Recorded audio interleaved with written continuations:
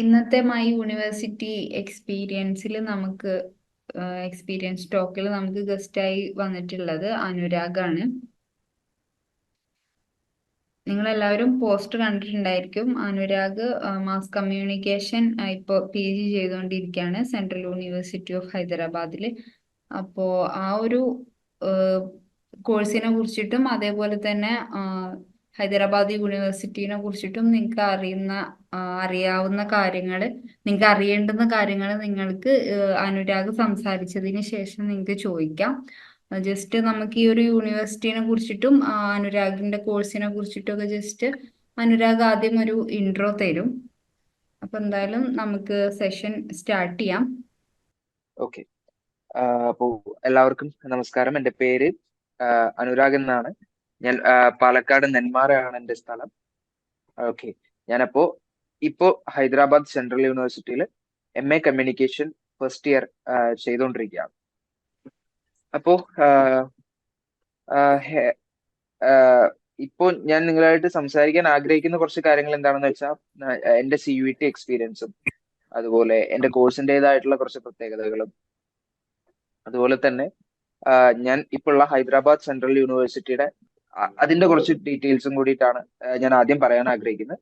ഒരു ഇൻട്രൊഡക്ഷൻ തന്നതിന് ശേഷം നിങ്ങൾക്കുള്ള ക്വറീസ് എന്തൊക്കെയാണെന്ന് വെച്ചാൽ അതിനെ എനിക്ക് അറിയുന്ന രീതിയിൽ ഞാൻ ആൻസർ ചെയ്യാൻ ശ്രമിക്കാം. ഓക്കെ. അപ്പോ ഞാൻ എൻ്റെ ബാച്ചിലേഴ്സ് ഞാൻ ഇംഗ്ലീഷ് ലിറ്ററേച്ചറിലാണ് ചെയ്യുന്നത്. അപ്പോ BA English language and literature Calicut യൂണിവേഴ്സിറ്റിയുടെ അണ്ടറിലുള്ള ഒരു കോളേജിലാണ്, നാട്ടിൽ തന്നെയുള്ള ഒരു കോളേജിലാണ് ഞാൻ BA ചെയ്യുന്നത്. അപ്പോൾ ഞാൻ BA ചെയ്യുമ്പോൾ തന്നെ എനിക്ക് MA കമ്മ്യൂണിക്കേഷൻ അല്ലെങ്കിൽ ജേർണലിസം എന്നുള്ള ഒരു സാധനം എന്റെ മനസ്സിലുണ്ടായിരുന്നു. അങ്ങനെയാണ് ഞാൻ BA ഇംഗ്ലീഷിൽ എടുക്കുന്നത്. കാരണം നമ്മളുടെ നാട്ടിലധികം യൂണിവേഴ്സിറ്റികൾ ബാച്ചിലേഴ്സ് ഇൻ ജേർണലിസം പ്രൊവൈഡ് ചെയ്യുന്നുണ്ടായിരുന്നില്ല. പിന്നെ മാസ്റ്റേഴ്സിന്റെ ക്വാളിഫിക്കേഷൻ നോക്കിയപ്പോൾ എനി ഡിഗ്രിയാണ് ക്വാളിഫിക്കേഷൻ കണ്ടത്. അപ്പോ അപ്പോ നമുക്ക് ഏതെങ്കിലും ഒരു ഡിഗ്രി മതിയായിരിക്കും PG ക്ക് എലിജിബിലിറ്റി ആയിട്ട്. സോ നമുക്ക് കുറച്ചുകൂടി നമ്മുടെ ലാംഗ്വേജ് സ്കില്ലും അതുപോലെ തന്നെ വൊക്കാബുലറി അങ്ങനെ ഉള്ള കുറച്ച് കാര്യങ്ങളൊക്കെ ഇമ്പ്രൂവ് ചെയ്യാൻ it's better to take English language and literature. അങ്ങനെയാണ് ഞാൻ ഇംഗ്ലീഷ് ലാംഗ്വേജ് ആൻഡ് ലിറ്ററേച്ചർ ചെയ്യുന്നത്. അപ്പോ ഈ സെൻട്രൽ യൂണിവേഴ്സിറ്റി എന്നുള്ളൊരു ഓപ്ഷൻ നമ്മുടെ മനസ്സിലില്ല. നമ്മൾ ഇപ്പോ കേരളത്തിൽ തന്നെ യൂണിവേഴ്സിറ്റി ക്യാമ്പസുകൾ ഉണ്ടല്ലോ. ഇപ്പൊ കാര്യവട്ടത്ത് കേരള യൂണിവേഴ്സിറ്റിയിൽ നമ്മുടെ ഡിപ്പാർട്ട്മെന്റ് ഉണ്ടായിരുന്നു. കാലിക്കറ്റ് യൂണിവേഴ്സിറ്റി ക്യാമ്പസിലെ ഡിപ്പാർട്ട്മെന്റ് ഉണ്ട്. അങ്ങനെയുള്ളതിലാണ്. പക്ഷെ എനിക്ക് തോന്നുന്നു ഈ CUET വന്ന ശേഷമാണ് കേരള ഈ കുറച്ചുകൂടി സെൻട്രൽ യൂണിവേഴ്സിറ്റികൾ പോപ്പുലർ ആയി തുടങ്ങുന്നത്. അതായത് അതുവരെ നമുക്ക് ഈ സെൻട്രൽ യൂണിവേഴ്സിറ്റിക്കുള്ള ഒരു ആക്സസ് എന്തോ ഒരു വലിയൊരു സംഭവമാണെന്ന് നമ്മൾ വിചാരിച്ചുകൊണ്ടിരുന്ന സ്ഥലത്ത് കുറച്ചുകൂടി നമുക്കൊരു ആക്സസിബിലിറ്റി കിട്ടിയ പോലെയായി. അപ്പോ ഡിഗ്രിയുടെ അവസാനം എത്തുന്ന സമയത്താണ് ഞാൻ 2023 ഡിഗ്രി പാസ് ഔട്ട് ആണ്. ആ ബാച്ചിന്റെ മുമ്പത്തെ ബാച്ച് ഔട്ടാണ് CUET തുടങ്ങുന്നത്. അപ്പോൾ കുറച്ചുകൂടി നല്ല യൂണിവേഴ്സിറ്റികളിൽ ട്രൈ ചെയ്യാമെന്നുള്ള രീതിയിൽ എൻ്റെ ഒരു ഇങ്ങനെ സെൻട്രൽ യൂണിവേഴ്സിറ്റികൾ നോക്കിക്കൂടെ എന്ന് പറഞ്ഞിട്ട് എൻ്റെ ഒരു പ്രൊഫസറാണ് എനിക്ക് സജസ്റ്റ് ചെയ്യുന്നത്. അപ്പൊ അങ്ങനെ ഞാൻ CUET കുറിച്ച് കുറച്ച് കൂടുതലായിട്ട് മനസ്സിലാക്കുകയും പിന്നെ നമുക്ക് എന്താണ് ഈ CUET എന്ന് അറിയത്തില്ല. ഞങ്ങൾ രണ്ടാമത്തെ ബാച്ചാണ്, CUET എഴുതുന്ന രണ്ടാമത്തെ ബാച്ചാണ് ഞങ്ങളുടെ. അപ്പോ അങ്ങനെ ഞാൻ കോച്ചിങ് ചെയ്തും പ്രപ്പോയ്സിൽ തന്നെ ആയിരുന്നു. അങ്ങനെയാണ് ഞാൻ പ്രപ്പോയ്സിന്റെ ഓൺലൈൻ ആഡും കാര്യങ്ങളൊക്കെ കാണുന്നത്. അപ്പൊ അങ്ങനെ അതിലൂടെ കുറച്ച് ഡീറ്റെയിൽസ് ഒക്കെ അറിഞ്ഞ് അങ്ങനെയാണ് എന്റെ CUET വരുന്നതും പിന്നീടുള്ള കാര്യങ്ങൾ ഉണ്ടാകുന്നത്. ഞങ്ങൾ CUET അപ്പിയർ ചെയ്യുന്നത് ലാസ്റ്റ് ടൈം CUET എന്ന് പറയുമ്പോൾ 2 പേപ്പറാണ് ഉണ്ടായിരുന്നത്. പാർട്ട് A ജനറൽ പേപ്പറും പാർട്ട് B നമ്മുടെ ഡൊമൈൻ സബ്ജക്റ്റിന്റെ പേപ്പർ. സോ ബേസിക്കലി ഇത് രണ്ടും നമ്മൾ ഒരേ സമയത്ത് ഒരേ ഫോക്കസ് കൊടുത്ത് പഠിക്കേണ്ടതായിട്ട് വന്നു. ബിക്കോസ് പാർട്ട് A നമുക്ക് കുറച്ചുകൂടി ഇംഗ്ലീഷും അതുപോലെ ഈ റീസണിങ്ങും കാര്യങ്ങളൊക്കെ ആയിരുന്നു. അപ്പോ അത് നമ്മൾ ഇംഗ്ലീഷ് എന്റെ ബാച്ചിലേഴ്സ് അതിലായതുകൊണ്ട് എനിക്ക് അതിലോട്ട് വലിയ കോൺസെൻട്രേറ്റ് ചെയ്യേണ്ട കാര്യം ഉണ്ടായിട്ടില്ല. പക്ഷെ മാസ് കമ്മ്യൂണിക്കേഷൻ എനിക്ക് ശരിക്കും പുതിയൊരു ഫീൽഡായിരുന്നു. പക്ഷെ അത് കവറപ്പ് ചെയ്യാൻ പറ്റി. അങ്ങനെയാണ് CUET അപ്പിയർ ചെയ്യുന്നത്. അപ്പോ എങ്ങനെയാണ് എന്റെ CUET എക്സ്പീരിയൻസ് എന്നുള്ളത് കുറച്ച് ഡീറ്റെയിൽ ആയിട്ട് ഞാൻ പറഞ്ഞുതരാം. ആ സമയത്ത് എനിക്കൊരു ചാൻസ് എടുക്കാനില്ലായിരുന്നു. അതുകൊണ്ടാണ് ഞാൻ ഒരു വർഷം ഒരിക്കലും മിസ്സാവരുതെന്ന് പറഞ്ഞിട്ടാണ് ഞാൻ കോച്ചിങ് എടുക്കുന്നത്. അങ്ങനെ നമ്മൾ ആദ്യം കുറെ ക്ലാസ്സുകൾ അറ്റൻഡ് ചെയ്യുന്നു. പക്ഷെ അതിനൊപ്പം എനിക്ക് ഒന്ന് നമ്മൾ ഈ ക്ലാസ്സുകളെക്കാളും നമുക്ക് ഏറ്റവും കൂടുതൽ വർക്ക് ആയിട്ടുള്ളത് പ്രീവിയസ് ഇയർ ക്വസ്റ്റ്യൻസ് വർക്ക്ഔട്ട് ചെയ്യുക എന്നുള്ളതാണ്. ഇപ്പോ ഞാൻ നേരത്തെ പറഞ്ഞ പോലെ ഞാൻ വരുന്നതിന്റെ മുൻപത്തെ ബാച്ച് തൊട്ടാണ് സി യു ടി ആരംഭിക്കുന്നത്. അപ്പോ ഞങ്ങൾക്ക് സി യു ടിക്ക് എന്ന് പറഞ്ഞിട്ടൊരു മോഡൽ ഉണ്ടായിരുന്നത് ഞങ്ങളുടെ തൊട്ട് മുമ്പത്തെ വർഷത്തെ ക്വസ്റ്റ്യൻ പേപ്പർ ആണ് ബേസിക്കലി. അപ്പോ ആ ക്വസ്റ്റ്യൻ പേപ്പർ വെച്ചിട്ട് പഠിച്ചു. അത് കഴിഞ്ഞ് ഞങ്ങളുടെ ബാച്ചിന്റെ ക്വസ്റ്റ്യൻ പേപ്പറും അതും തമ്മിൽ എൻറ്റയർലി ഡിഫറെന്റ് ആയിരുന്നു. Entirely different in the sense ഞങ്ങളുടെ സി യു ടി കുറച്ചുകൂടി വേറൊരു ടൈപ്പ് ഓഫ് ക്വസ്റ്റ്യൻസ് ആയിരുന്നു. മറ്റേത് കുറച്ചുകൂടി ഈസി ക്വസ്റ്റ്യൻസ് പോലെ തോന്നിയിരുന്നു എക്സാം കഴിഞ്ഞപ്പോൾ. അപ്പോ എന്നിട്ടും എനിക്ക് അഡ്മിഷൻ കിട്ടാൻ വേണ്ട സ്കോർ എത്തിക്കാൻ എന്നെ സഹായിച്ചെന്ന് പറഞ്ഞത് പ്രീവിയസ് ഇയർ ക്വസ്റ്റ്യൻസ് വർക്ക് ചെയ്യായിരുന്നു. അന്ന് ഈ പോണ്ടിച്ചേരി യൂണിവേഴ്സിറ്റി അതുപോലെ എല്ലാ യൂണിവേഴ്സിറ്റികളും അതാത് യൂണിവേഴ്സിറ്റികൾക്കായിട്ട് എൻട്രൻസ് നടത്തുമായിരുന്നു. അപ്പൊ അവരുടെ ക്വസ്റ്റ്യൻ പേപ്പേഴ്സ് അവരുടെ വെബ്സൈറ്റിൽ തന്നെ ഉള്ളതാണ്. എന്നിട്ട് അത് കളക്ട് ചെയ്യും. നമ്മളൊരു 5 ഇയേഴ്സ് അല്ലെങ്കിൽ ഒരു 5 to 10 ഇയേഴ്സിന്റെ ഇടയിലുള്ള ക്വസ്റ്റ്യൻ പേപ്പേഴ്സ് നമ്മൾ ഓൺലൈനിൽ എടുക്കുകയും അത് വർക്ക്ഔട്ട് ചെയ്യും, അത് വീണ്ടും വീണ്ടും വായിക്കുകയും അങ്ങനെയാണ് നമ്മൾ ഈ ക്വസ്റ്റ്യൻസുമായിട്ട് നമുക്കൊരു അടുപ്പം ഉണ്ടാക്കി വരുന്നത്. എന്നിട്ടാണ് ഞാൻ എൻ്റെ സി യു ടി അപ്പിയർ ചെയ്യുന്നത്. ഓക്കെ. പിന്നെ അതുപോലെ തന്നെ ഞാൻ സി യു ടിക്ക് മുമ്പായിട്ട് നമ്മുടെ കേരളത്തിലെ യൂണിവേഴ്സിറ്റികൾ നടത്തുന്ന എൻട്രൻസും എഴുതിയിരുന്നു. അതും സി യു ടിക്ക് ഒരു പ്രാക്ടീസ് എന്നുള്ള രീതിയിൽ എഴുതിയാണ്. നമ്മൾ മോസ്റ്റ്ലി സിലബസ് സെയിം ആയിരിക്കുമല്ലോ, ഡൊമൈൻ സബ്ജക്റ്റിൽ നിന്ന് ചോദിക്കുന്ന ക്വസ്റ്റ്യൻസ് ഒരുപോലെ ഉള്ളതായിരുന്നു. അങ്ങനെ ആ ഒരു പ്രാക്ടീസിന് വേണ്ടിയിട്ട് ഞങ്ങളുടെ സി യു ടി വന്നത് ജൂൺ ആ സമയത്തായിരുന്നു. പക്ഷെ നമ്മുടെ കേരളത്തിലെ യൂണിവേഴ്സിറ്റികളുടെ എൻട്രൻസ് എക്സാം ഏപ്രിൽ മെയ് ആ സമയങ്ങളിൽ നടക്കാറുണ്ട്. അപ്പൊ അങ്ങനെ കേരള യൂണിവേഴ്സിറ്റിയുടെ എഴുതി, കാലിക്കറ്റ് യൂണിവേഴ്സിറ്റിയുടെ എഴുതി, കണ്ണൂർ യൂണിവേഴ്സിറ്റിയുടെ എഴുതി. ഇതെല്ലാം എഴുതി എനിക്ക് ആദ്യം അഡ്മിഷൻ കിട്ടുന്നത് കേരള യൂണിവേഴ്സിറ്റിയിലാണ്. കേരള യൂണിവേഴ്സിറ്റിയിൽ മാസ് കമ്മ്യൂണിക്കേഷൻ ഡിപ്പാർട്ട്മെന്റിൽ കിട്ടി. അപ്പോഴാണ് എനിക്ക് ഹൈദരാബാദിന്റെ ഇന്റർവ്യൂ വരുന്നത്. അപ്പോ അപ്പോഴേക്കും സി യു ടി റിസൾട്ടും വന്നിരുന്നു. അത് കഴിഞ്ഞ് എനിക്ക് കാലിക്കറ്റും കിട്ടി. കാലിക്കറ്റ് പോകുന്നതിന് മുമ്പ് എനിക്ക് ഹൈദരാബാദ് കിട്ടിയതുകൊണ്ട് എനിക്ക് കേരള യൂണിവേഴ്സിറ്റിയിൽ നിന്ന് ഡയറക്റ്റ് ഹൈദരാബാദിലോട്ട് വരാനുണ്ടായി. അപ്പോ അങ്ങനെയായിരുന്നു എന്റെ C U T journey and ഹൈദരാബാദിലോട്ടുള്ള യാത്ര. പിന്നെ എന്തുകൊണ്ടൊരു സെൻട്രൽ യൂണിവേഴ്സിറ്റി എന്നുള്ളൊരു ക്വസ്റ്റ്യൻ ഉണ്ട്. അത് നമ്മൾ കുറെ ചിന്തിച്ചൊരു കാര്യമാണ്. അത് നിങ്ങൾ അറ്റ്ലീസ്റ്റ് ഒരിക്കലെങ്കിലും ഒരു സെൻട്രൽ യൂണിവേഴ്സിറ്റി വിസിറ്റ് ചെയ്തിട്ടുണ്ടെങ്കിൽ അല്ലെങ്കിൽ അവിടുത്തെ കാര്യങ്ങളെ കുറിച്ച് എന്തെങ്കിലും മനസ്സിലാക്കാൻ ശ്രമിച്ചിട്ടുണ്ടെങ്കിൽ നിങ്ങൾക്ക് മനസ്സിലാവും. കുറച്ചുകൂടി പ്രൊഫഷണൽ ആയ ഒരു സിസ്റ്റമാണ്. നമ്മളൊരു കോളേജിൽ നിന്നും ഒരു യൂണിവേഴ്സിറ്റി ക്യാമ്പസിലോട്ടുള്ള ഷിഫ്റ്റ് എന്ന് പറയുന്നത് അത് വലിയൊരു ഷിഫ്റ്റ് തന്നെയാണ്. അപ്പോ എന്തുകൊണ്ട് നമ്മൾ എന്താ പറയുക, ഒരു ചെറിയൊരു സ്ഥലത്ത് നിന്ന് വലിയൊരു സ്പേസിലേക്ക് എത്തിപ്പെട്ട ഫീലാണ്. ഒരുപാട് സെൻട്രൽ യൂണിവേഴ്സിറ്റികളുണ്ട്. പക്ഷെ നമ്മൾ എപ്പോഴും ഒരു യൂണിവേഴ്സിറ്റി തിരഞ്ഞെടുക്കുമ്പോൾ ശ്രദ്ധിക്കണം, എല്ലാ യൂണിവേഴ്സിറ്റികളിലെയും എല്ലാ കോഴ്സുകളും ഒരേ ആ യൂണിവേഴ്സിറ്റിയുടെ ഇതിനനുസരിച്ച് ചിലപ്പോ നല്ലതായിക്കൊള്ളണമെന്നില്ല. അപ്പോ you have to find out the best place for your course. അപ്പോ കുറച്ചുകൂടി പ്രൊഫഷണൽ ആയ സിസ്റ്റം ആയിരിക്കും ഈ സെൻട്രൽ യൂണിവേഴ്സിറ്റികളിൽ. അതുപോലെ നല്ല ഇൻഫ്രാസ്ട്രക്ചർ ആയിരിക്കും. നമുക്ക് പഠിക്കാനുള്ള ഫെസിലിറ്റീസ്, ലാബ്സ്, അങ്ങനെയുള്ള കാര്യങ്ങളൊക്കെ നല്ല ഇൻഫ്രാസ്ട്രക്ചർ ആയിരിക്കും. അതുപോലെ കമ്പാരിറ്റീവ്ലി നമ്മൾ പബ്ലിക് സെൻട്രൽ യൂണിവേഴ്സിറ്റികളിൽ പഠിക്കുമ്പോൾ കമ്പാരിറ്റീവ്ലി കേട്ടോ, ഞാൻ കംപ്ലീറ്റ് ആയിട്ട് പറയല്ല, കമ്പാരിറ്റീവ്ലി നമുക്ക് ലോ എക്സ്പെൻഡിച്ചർ ആയിരിക്കും. അതായത് നമുക്ക് ചെലവ് കുറവായിരിക്കും. അതുപോലെ ഏറ്റവും വലിയ കാര്യമാണ് നമുക്ക് കിട്ടുന്ന ഒരു കൾച്ചറൽ എക്സ്പോഷർ എന്ന് പറയുന്നത്. നമ്മൾ ഇതുവരെ നമ്മുടെ നാട്ടിലെ നമ്മുടെ ഏറ്റവും അടുത്ത് നമുക്ക് ഏറ്റവും കംഫർട്ടബിൾ ആയിട്ടുള്ള ഒരു സ്ഥലത്ത് നമുക്ക് ഏറ്റവും കംഫർട്ടബിൾ ആയ രീതിയിൽ നമ്മൾ പഠിച്ചുകൊണ്ടിരിക്കുക.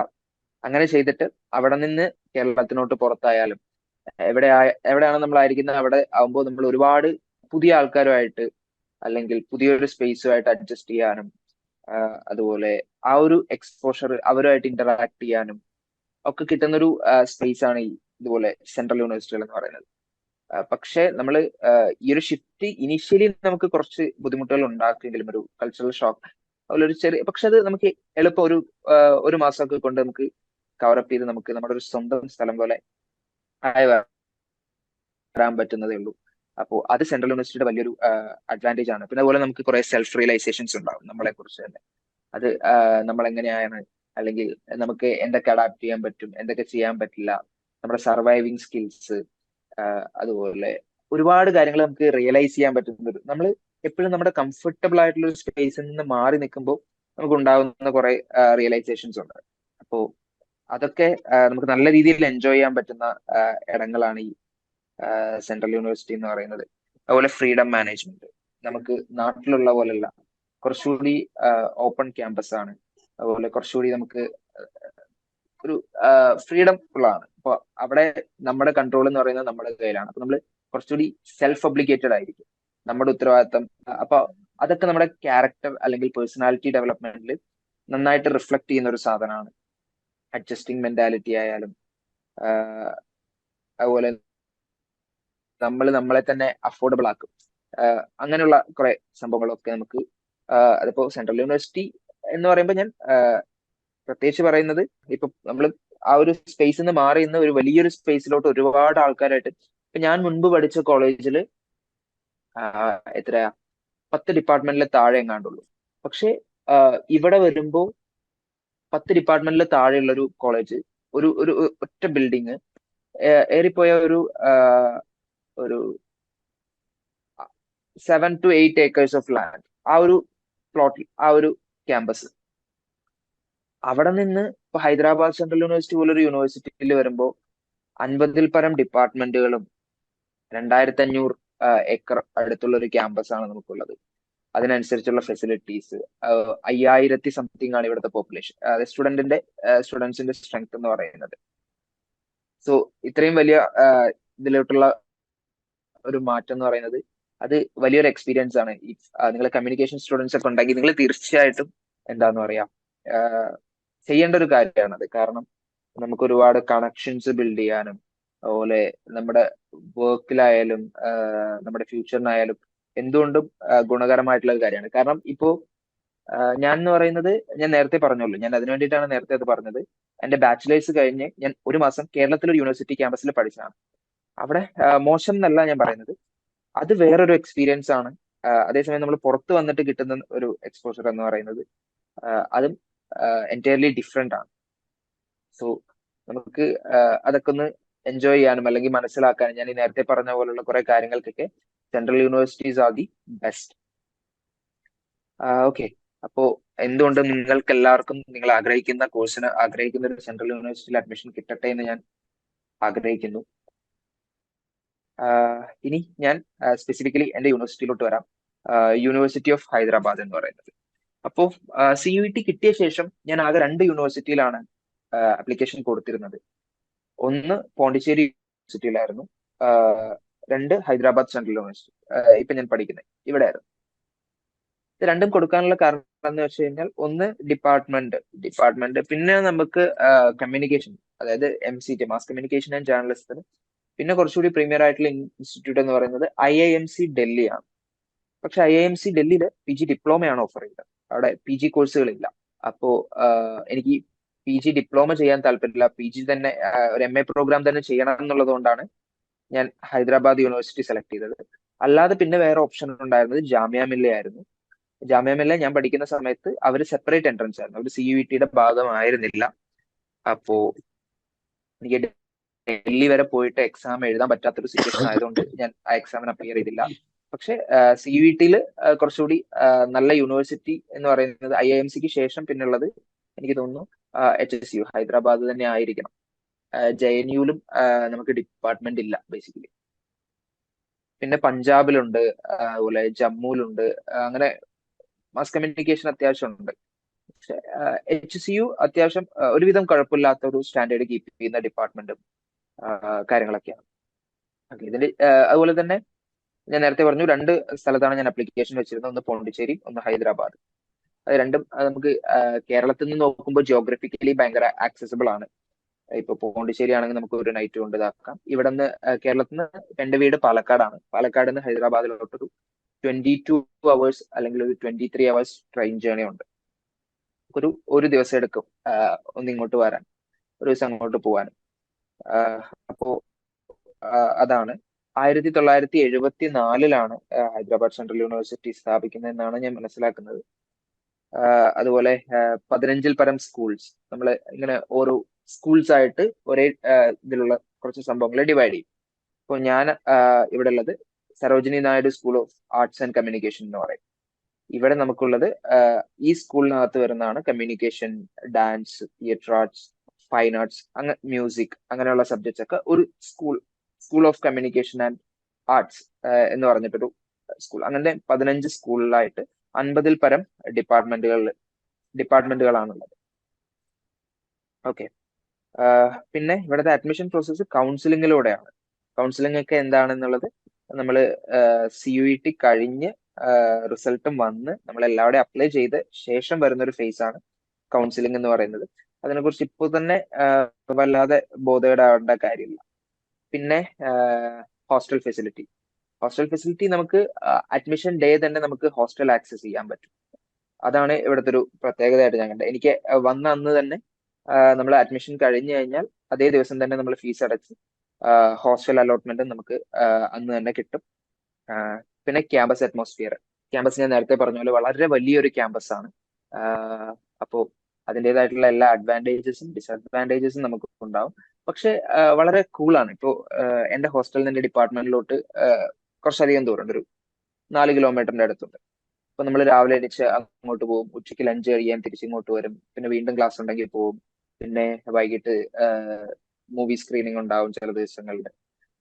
അതുപോലെ നമുക്ക് ഡിപ്പാർട്ട്മെന്റിന്റെ കുറെ ആക്ടിവിറ്റീസ്, പ്രൊഡക്ഷൻ, അതൊക്കെ ഭയങ്കര ഫണ്ണി ആയിട്ട് പോകും. നമുക്ക് ബസ് സർവീസ് ഉണ്ട് യൂണിവേഴ്സിറ്റിക്ക് അകത്ത് തന്നെ. അതുപോലെ എന്താ പറയാ, ലിഫ്റ്റ് അടിക്കാം, അങ്ങനെ ഭയങ്കര ഫണ്ണായിട്ട് പോകും ക്യാമ്പസ് ലൈഫ് ആണെങ്കിൽ കുഴപ്പമില്ല. കുറച്ചുകൂടി നമ്മളെ ഡിപ്പെൻഡ് ചെയ്തിരിക്കും, നമ്മൾ സോഷ്യലി എങ്ങനെ ഇന്ററാക്ട് ചെയ്യുന്നു, അല്ലെങ്കിൽ നമ്മുടെ സോഷ്യൽ ലൈഫ് നമ്മൾ എങ്ങനെ ഡിസൈഡ് ചെയ്യുന്നു എന്നുള്ള രീതിയിലിരിക്കും.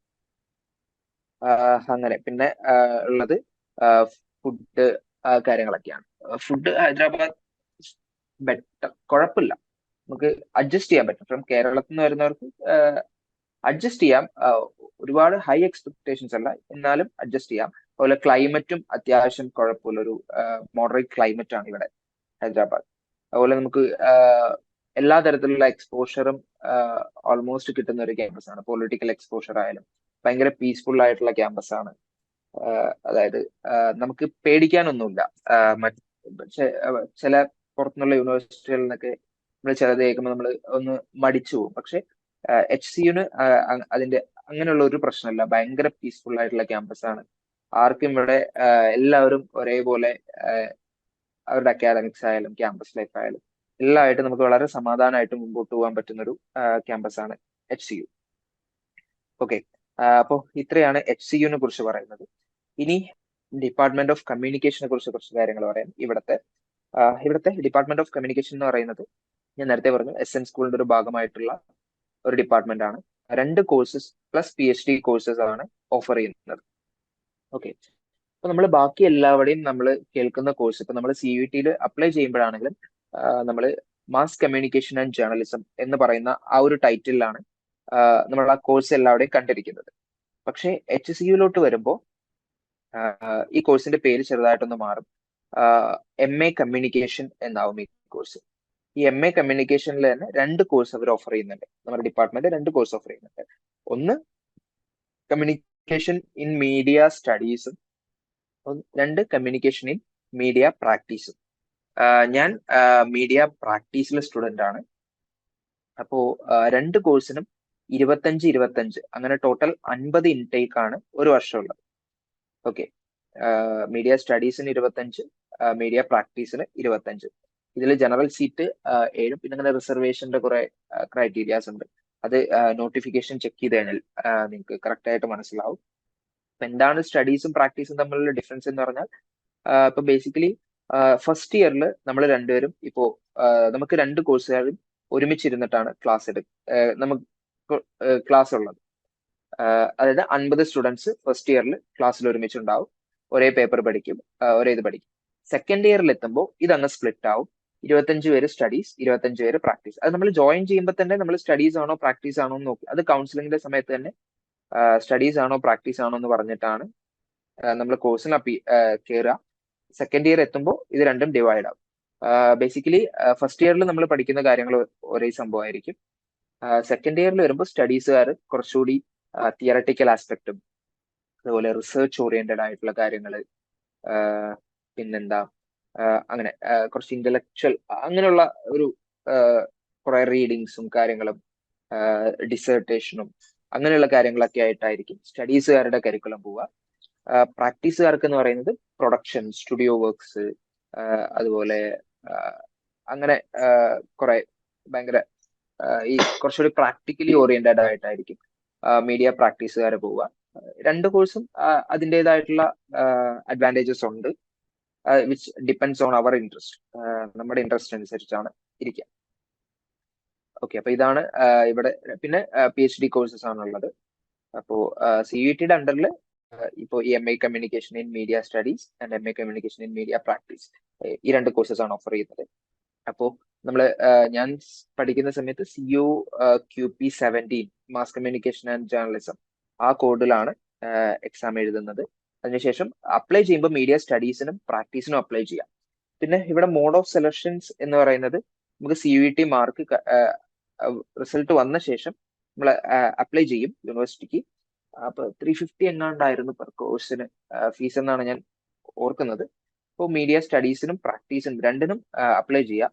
പക്ഷെ ഞാൻ പ്രാക്ടീസിന് മാത്രമേ അപ്ലൈ ചെയ്തിട്ടുണ്ടായിരുന്നുള്ളൂ. പക്ഷെ അങ്ങനെ ചെയ്തിട്ട് രണ്ടിനും അപ്ലൈ ചെയ്യാം. എന്നിട്ട് അപ്പൊ നമുക്ക് ഒന്നല്ലെങ്കിൽ വേറെ ഏതെങ്കിലും ഒന്നെന്തായാലും നല്ലൊരു ഒരുവിധം കുഴപ്പമില്ലാത്ത സ്കോർ ഉണ്ടെങ്കിൽ കിട്ടും. അപ്പോൾ അത് കഴിഞ്ഞിട്ടൊരു CUET സ്കോർ നമ്മൾ അപ്ലൈ ചെയ്ത് കഴിയുമ്പോൾ ഒരു ഇന്റർവ്യൂവിന് കുറച്ചധികം പേരെ വിളിക്കും. അപ്പം അതിൽ നിന്ന് ഒരു ഓൺലൈൻ ഇന്റർവ്യൂ ഉണ്ടാവും. ഓൺലൈൻ ഇന്റർവ്യൂ എന്ന് പറഞ്ഞാൽ ഒരു 5 to 10 minutes ഉള്ള ഒരു ഇന്റർവ്യൂ ആയിരിക്കും. അതിൽ ബേസിക്കലി ജനറൽ നോളജും അതുപോലെ നമ്മുടെ എന്താ പറയാ നമ്മുടെ ആപ്റ്റിറ്റ്യൂഡും കാര്യങ്ങളൊക്കെ ആയിരിക്കും ചോദിക്കുക. അപ്പോ അത് കുഴപ്പമില്ലാത്തൊരു ഇന്റർവ്യൂ ആണ്, ഒരു ഓൺലൈൻ ഇന്റർവ്യൂ. അത് നമ്മൾ നന്നായിട്ട് അപ്പിയർ ചെയ്ത് കഴിഞ്ഞാൽ പിന്നെ അവർ കൗൺസിലിങ്ങിനുള്ള ഫൈനൽ ലിസ്റ്റ് ഇടും. അപ്പോൾ ഈ കൗൺസിലിങ്ങിനുള്ള ലിസ്റ്റിൽ നമ്മുടെ ഈ റിസർവേഷനും പോളിസീസും അതെല്ലാം നോക്കിയിട്ട് നമ്മൾ വരുന്നുണ്ടെങ്കിൽ നമ്മൾ പറയുന്ന ഡോക്യുമെന്റ്സ് ഒക്കെ ആയിട്ട് ഇവിടെ വന്നു കഴിഞ്ഞാൽ കൗൺസിലിംഗ് കഴിഞ്ഞ് അഡ്മിഷൻ എടുക്കാവുന്നതാണ്. ഓക്കെ, അപ്പൊ ഞാൻ നേരത്തെ പറഞ്ഞ പോലെ അന്ന് തന്നെ ഹോസ്റ്റൽ ഫെസിലിറ്റീസും നമുക്ക് കിട്ടും. അതുപോലെ നമുക്ക് 4 സെമസ്റ്ററിന്റെ കോഴ്സാണ് വരുന്നത്. 2 സെമസ്റ്റർ ഞാൻ നേരത്തെ പറഞ്ഞ പോലെ മീഡിയ സ്റ്റഡീസും പ്രാക്ടീസും ഒരുമിച്ചായിരിക്കും. സെക്കൻഡ് ഇയറിൽ സ്പ്ലിറ്റ് ആവും. അതുപോലെ നമ്മളൊരു കമ്പൽസറി ആയിട്ടുള്ള ഒരു ഇന്റേൺഷിപ്പ് ചെയ്യേണ്ടതുണ്ട്. 1 മാസം നീണ്ടു നിൽക്കുന്ന ഇന്റേൺഷിപ്പ് CPTI ഡൽഹിയിൽ ഒരുപാട് പേര് ചെയ്ത്, പിന്നെ നമുക്ക് സ്വന്തം കണ്ടെത്തി ചെയ്തവരും അവരായിട്ട് സ്വന്തം കണ്ടെത്തി ചെയ്തവരും ഉണ്ട്. നമ്മുടെ ഇന്റേൺഷിപ്പ് വരുന്നതേ ഉള്ളൂ. ഇതിപ്പോ സെക്കൻഡ് സെമസ്റ്റർ ആണ്. സെക്കൻഡ് സെമസ്റ്ററിന്റെ എൻഡ്, അതായത് സമ്മറിന്റെ സമയത്തായിരിക്കും നമുക്ക് ഇന്റേൺഷിപ്പ് ചെയ്യുക. അതുപോലെ ക്യാമ്പസ് പ്ലേസ്മെന്റ് കുഴപ്പമില്ലാത്ത രീതിയിൽ ക്യാമ്പസ് പ്ലേസ്മെന്റ്സ് ഉണ്ട്. അപ്പോൾ തേർഡ് സെമസ്റ്റർ ഓൺവേർഡ്സ് നമ്മുടെ പ്ലേസ്മെന്റ് ഡ്രൈവുകളൊക്കെ സ്റ്റാർട്ട് ചെയ്യും. അപ്പോൾ അതനുസരിച്ച് പ്ലേസ്മെന്റിന്റെ കാര്യങ്ങൾ മുൻപോട്ട് പോകും. സിലബസ് അത് കുറച്ചുകൂടി നല്ല അതിന്റെ ഔട്ട്ലൈൻ ഒക്കെ കിട്ടും ഓൺലൈനിൽ തന്നെ. അപ്പോൾ നിങ്ങൾ അതെടുത്തൊന്ന് ചെക്ക് ചെയ്താൽ മതി, നിങ്ങൾക്ക് മനസ്സിലാവും. പിന്നെ നമുക്ക് വെക്കേഷന്റെ കാര്യം എന്ന് പറയുന്നത് എല്ലാ സെമസ്റ്റർ കഴിയുമ്പോഴും നമുക്ക് സെമസ്റ്റർ ബ്രേക്ക് എന്ന് പറഞ്ഞിട്ടായിരിക്കും വെക്കേഷൻ ഉണ്ടാവുക. അപ്പൊ നമുക്ക് സമ്മർ സെമസ്റ്റർ എന്ന് പറയുന്നത് ജാനുവരി ടു മെയ്, മെയ് പകുതിക്ക് നമുക്ക് സമ്മർ സെമസ്റ്റർ കഴിയും. പക്ഷേ നമ്മൾ ആദ്യം വരുന്ന സെമസ്റ്റർ വിന്റർ സെമസ്റ്റർ ആയിരിക്കും. അതായത് ജൂൺ ടു ഡിസംബർ ആയിരിക്കും നമ്മുടെ ഫസ്റ്റ് സെമസ്റ്റർ. അത് വിന്റർ സെമസ്റ്റർ ആയിരിക്കും. അത് കഴിയുമ്പോൾ നമുക്കൊരു 20 ദിവസം വെക്കേഷൻ കിട്ടും. ഡിസംബർ പകുതിയോടുകൂടി നമുക്ക് വെക്കേഷൻ സ്റ്റാർട്ട് ചെയ്ത് കഴിഞ്ഞാൽ ജനുവരി ഫസ്റ്റ് വീക്ക് നമ്മൾ തിരിച്ച് റീജോയിൻ ചെയ്യും. അപ്പൊ നമ്മുടെ സമ്മർ സെമസ്റ്റർ സ്റ്റാർട്ട് ചെയ്യും. സമ്മർ സെമസ്റ്റർ നമുക്ക് മെയ് പകുതി വരെ ഉണ്ടാവും. അപ്പോ മെയ് പകുതി വരെ ഉണ്ടാവും. അത് കഴിഞ്ഞാൽ ഒരു 2 months വെക്കേഷൻ ഉണ്ടാവും. ഒരു ജൂലൈ പകുതിക്കാണ് പിന്നീട് നമ്മൾ തിരിച്ചു കയറേണ്ടത്. ഈ 2 months ഗ്യാപ്പിലാണ് നമ്മൾ ഞങ്ങൾ കമ്മ്യൂണിക്കേഷൻകാർക്ക് ഇന്റേൺഷിപ്പ് ചെയ്യുന്നത്. മോസ്റ്റ്ലി ഇന്റേൺഷിപ്പ് ഒക്കെ നടക്കുന്നത് ഈ 2 months സമയത്തായിരിക്കും. ഓക്കെ, അപ്പോ ഇത്രയാണ് വെക്കേഷനെ കുറിച്ച് പറയാനുള്ളത്.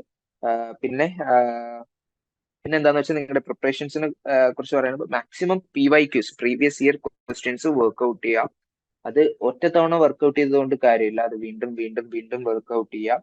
കറണ്ട് അഫയേഴ്സ് നമ്മൾ കൂടുതൽ ഈ കമ്മ്യൂണിക്കേഷനിൽ കഴിഞ്ഞ പ്രാവശ്യം എന്റെ CUETക്ക് തിയറിയെക്കാളും കൂടുതൽ ചോദിച്ചത് കറണ്ട് അഫയേഴ്സും കുറെ ബുക്സിനെ കുറിച്ചുമായിരുന്നു. അപ്പോ കറണ്ട് അഫയേഴ്സ് എപ്പോഴും അപ്ഡേറ്റ് ചെയ്തുകൊണ്ടിരിക്കുക, അതുമായിട്ട് റിലേറ്റ് ചെയ്തിട്ടുള്ള ബുക്സ്, ഓതർ, അതെല്ലാം കറക്റ്റ് ആയിട്ട് ഫോളോ അപ്പ് ചെയ്യുക.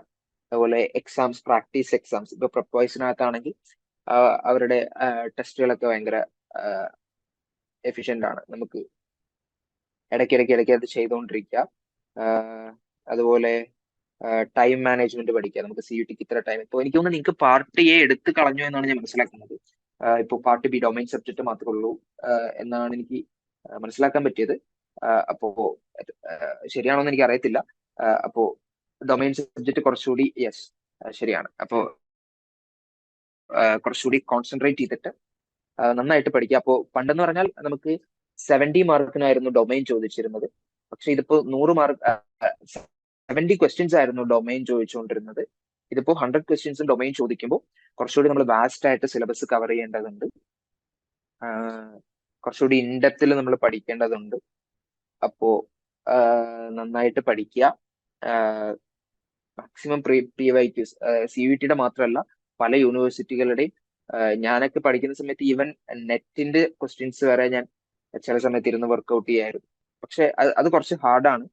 നമ്മൾ ഈ ഓൺലൈനിൽ സെർച്ച് ചെയ്യുമ്പോൾ അത് കിട്ടും. പക്ഷെ നമുക്ക് കണ്ടാൽ മനസ്സിലാവും നെറ്റിന്റെ ക്വസ്റ്റ്യൻസ് ആണെന്ന്. അത്ര ഇൻഡെപ്തിൽ പഠിക്കേണ്ട കാര്യമില്ല. പക്ഷെ എങ്കിലും നമുക്കൊരു ഇതിനു വേണ്ടിയിട്ട് കുറെ ക്വസ്റ്റ്യൻസ് വർക്ക്ഔട്ട് ചെയ്യുക. ഈ പല യൂണിവേഴ്സിറ്റി ഇപ്പൊ പോണ്ടിച്ചേരിയുടെ വെബ്സൈറ്റിൽ പോയാൽ അല്ലെങ്കിൽ ഹൈദരാബാദിന്റെ വെബ്സൈറ്റിൽ വന്നാൽ തന്നെ അവരുടെ പഴയ ക്വസ്റ്റ്യൻ പേപ്പേഴ്സ് നമുക്ക് അവൈലബിൾ ആണ്. അതുപോലെ ജാമ്യയുടെ ക്വസ്റ്റ്യൻ പേപ്പേഴ്സ് കിട്ടും, IIMC-യുടെ പഴയ ക്വസ്റ്റ്യൻ പേപ്പേഴ്സ് കിട്ടും. Even Kerala university, Calicut university അവരുടെ പഴയ ക്വസ്റ്റ്യൻ പേപ്പർ എടുത്ത് വർക്ക്ഔട്ട് ചെയ്യാം. അപ്പോ അങ്ങനെ കുറെ ക്വസ്റ്റ്യൻ പേപ്പർ വർക്ക്ഔട്ട് ചെയ്താൽ തന്നെ നമുക്ക് ഒരു അണ്ടർസ്റ്റാൻഡിങ് ഉണ്ടാവും. അതാണ് ഏറ്റവും നല്ല രീതിയായിട്ട് ഞാൻ പേഴ്സണലി എനിക്ക് ഫീൽ ചെയ്തിട്ടുള്ളത്. അപ്പോൾ ഇത്രയാണ് പറയാനുള്ളത്. നിങ്ങൾക്ക് എല്ലാവർക്കും നിങ്ങൾക്ക് നിങ്ങളുടെ നിങ്ങൾ പ്രിപ്പയർ ചെയ്യുന്ന കോഴ്സിന് നല്ല രീതിയിൽ പ്രിപ്പയർ ചെയ്യാൻ പറ്റട്ടെ, നല്ല രീതിയിൽ എക്സാം അപ്പിയർ ചെയ്യാൻ പറ്റട്ടെ, എല്ലാവർക്കും നിങ്ങൾ ആഗ്രഹിക്കുന്ന യൂണിവേഴ്സിറ്റിയിൽ അഡ്മിഷൻ എടുക്കാൻ പറ്റട്ടെ എന്ന് ആശംസിക്കുന്നു. ഇനി നിങ്ങൾക്ക് എന്തെങ്കിലും ചോദിച്ചറിയാനുണ്ടെങ്കിൽ ചോദിക്കാം. എനിക്ക് അറിയുന്ന രീതിയിൽ ഞാൻ അതിന് മറുപടി തരാം. ഓക്കെ, പാർക്കിൽ എന്തെങ്കിലും ചോദിക്കാനുണ്ടെങ്കിൽ ചോദിച്ചോളൂ. ഓക്കെ, എന്റെ CUT സ്കോർ ആണ് ചോദിച്ചല്ലേ, ഗോപിക. ഓക്കെ, എന്റെ CUT സ്കോർ 196 ആയിരുന്നു. അപ്പോ ആ സമയത്ത് ബേസിക്കലി ഞങ്ങളുടെ ബാച്ചിലെ CUT-യുടെ എല്ലാം കട്ട് ഓഫ് വളരെ കുറവായിരുന്നു. ഇപ്പോ എന്റെ ബാച്ചില് 145 അല്ലെങ്കിൽ നിയർലി 130 സംതിങ്ങിന്റെ അടുത്ത് കിട്ടിയ കുട്ടികൾ വരെ നമ്മുടെ ഇവിടെ പഠിക്കുന്നുണ്ട്, ഞങ്ങളുടെ ബാച്ചിൽ പഠിക്കുന്നുണ്ട്. പക്ഷെ ഞങ്ങളുടെ മുമ്പത്തെ CUT-യിൽ ഏറ്റവും കുറവ് കട്ട് ഓഫ് വന്നിട്ട് 2 അടുത്തായിരുന്നു ഞങ്ങളുടെ മുമ്പത്തെ ബാച്ചിൽ. അപ്പൊ ബേസിക്കലി ഈ സ്കോർ എന്ന് പറയുന്നത് നമ്മുടെ കൂടെ കോമ്പീറ്റ് ചെയ്യുന്ന ആൾക്കാരുടെ സ്കോറുമായിട്ട് ഡിപ്പെൻഡ് ചെയ്തിരിക്കും കട്ട് ഓഫ് വരുന്നത്. അപ്പൊ ഞങ്ങളുടെ ബാച്ചിൽ കട്ട് ഓഫ് മാർക്സ് വളരെ കുറവായിരുന്നു. 230 എങ്ങാണ്ടായിരുന്നു മാസ് കമ്മ്യൂണിക്കേഷനിൽ വന്ന ടോപ്പ് സ്കോർ തന്നെ. പക്ഷെ പ്രീവിയസ് ഇയറിൽ അത് 320 സംതിങ് ആയിരുന്നു. അപ്പൊ അത് ഓരോ ഇയർലി ഡിപ്പെൻഡ് ചെയ്യും. പക്ഷെ നമ്മൾ മാക്സിമം സ്കോർ ചെയ്യുക എന്നുള്ളതാണ് നമ്മുടെ മുമ്പിലുള്ള ഒരു ഒബ്ജക്റ്റീവ് എന്ന് പറയുന്നത്. ഗോപിയ ക്ലിയർ ആയിട്ടുണ്ടാവും എന്ന് വിചാരിക്കും. പ്ലേസ്മെന്റിനെ കുറിച്ച് പറയുമ്പോൾ നമുക്ക് ഇവിടെ ഹൈദരാബാദില് നമ്മുടെ ഡിപ്പാർട്ട്മെന്റിൽ കൂടുതലും പ്ലേസ്മെന്റ് വരുന്നത് കോർപ്പറേറ്റ് സെക്ടറിൽ നിന്നാണ്. നമ്മൾ പഠിക്കുന്നത് ജേർണലിസം ആണെങ്കിൽ കൂടി ജേർണലിസത്തിൻ്റെതായിട്ടുള്ള പ്ലേസ്മെന്റ്സ് വളരെ കുറവാണ് വരുന്നത്. കൂടുതലും കോർപ്പറേറ്റ് സെക്ടറിൽ ഈ content writing, technical writing, digital marketing അങ്ങനെയുള്ള സെക്ടേഴ്സിലാണ് പ്ലേസ്മെന്റ് വരുന്നത്. ഇപ്പൊ ഈ ഡെലോയിഡ് അങ്ങനെയുള്ള കോർപ്പറേറ്റ് കമ്പനീസ് പ്ലേസ്മെന്റ് ഡ്രൈവിന് വരാറുണ്ട്. പക്ഷേ മറ്റ് ഈ ജേർണലിസത്തിൻ്റെതായിട്ടുള്ള ജോബിനേക്കാളും വളരെ നല്ല പേയ്മെന്റ് ആയിരിക്കും ഈ കോർപ്പറേറ്റ്സ് തരാം. കോർപ്പറേറ്റ്സ് നല്ല ഇപ്പോ നമ്മളുടെ കുറച്ച് സീനിയേഴ്സ് ഒക്കെ നല്ല രീതിയിൽ നല്ല സാലറിയിൽ പ്ലേസ് ആയവരുണ്ട്.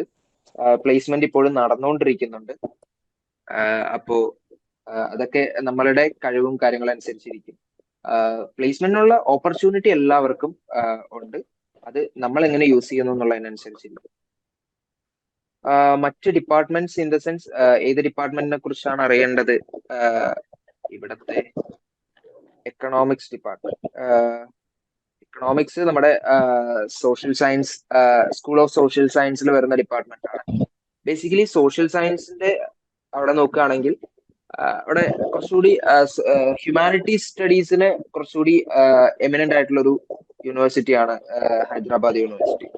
ഇവിടെ ആന്ത്രോപോളജി ഉണ്ട്, ഹിസ്റ്ററി ഉണ്ട്, അങ്ങനെ ഉള്ള കുറെ സബ്ജക്ട് ഉണ്ട്. അവിടുത്തെ ഫാക്കൽറ്റീസ് ഒക്കെ കുറച്ചുകൂടി ബെറ്റർ ആണ്. എക്കണോമിക്സ് ഇപ്പോ നിങ്ങൾക്കൊരു പുതിയൊരു ക്യാമ്പസിന്റെ വേറൊരു ഭാഗത്ത് പുതിയൊരു ഡിപ്പാർട്ട്മെന്റ് സെപ്പറേറ്റ് പണിത് നല്ല ഭംഗിയായിട്ട് അവർ ചെയ്യുന്നുണ്ട്. എക്കണോമിക്സ് ഡിപ്പാർട്ട്മെന്റിൽ ആരെങ്കിലും കണക്ട് ചെയ്ത് തരണം എന്നുണ്ടെങ്കിൽ ജസ്റ്റ് ഞാൻ ചെയ്ത് കൂടുതൽ എൻക്വയറീസ് ആണ്. അടുത്തത് HCU or Pondicherry is better university. അതൊരു ക്വസ്റ്റ്യൻ ആണ്. ബേസിക്കലി അത് നമ്മുടെ പെർസ്പെക്റ്റീവിനനുസരിച്ചിരിക്കും. ഇപ്പോൾ നിങ്ങൾ യൂണിവേഴ്സിറ്റിയിൽ എന്താണ് നോക്കുന്നത്, നിങ്ങൾ ഡിപ്പാർട്ട്മെന്റ് ആണോ നോക്കുന്നത് എന്നുണ്ടെങ്കിൽ അത് രണ്ടവിടെയും വ്യത്യാസമായിരിക്കും. ഇപ്പോൾ കമ്മ്യൂണിക്കേഷൻ എനിക്ക് കുറച്ചുകൂടി പോണ്ടിച്ചേരിയെക്കാളും കുറച്ചുകൂടി കുഴപ്പമില്ലാത്ത രീതിയിൽ HCU തോന്നിയിട്ടുണ്ട്. ഡിപ്പാർട്ട്മെന്റിനെ കുറിച്ച് എനിക്കറിയില്ല. നമുക്ക് ആക്സസിബിലിറ്റി ആണ് നിങ്ങൾ നോക്കുന്നതെങ്കിൽ അത് കുറച്ചുകൂടി നമുക്ക് കേരളത്തിന് ആക്സസിബിൾ ആയിട്ടുള്ളത് പോണ്ടിച്ചേരി ആയിരിക്കും. അങ്ങനെയുള്ള പോലെ ഇരിക്കും. പക്ഷെ പോണ്ടിച്ചേരി യൂണിവേഴ്സിറ്റിയിൽ നിന്നും ക്യാമ്പസ് കൾച്ചർ കൊണ്ടും അതുപോലെ അക്കാഡമിക്സ് കൊണ്ടും ഒക്കെ ഒരുപാട് ഡിഫറെന്റ് ആണ് HCU എന്ന് പറയുന്നത്.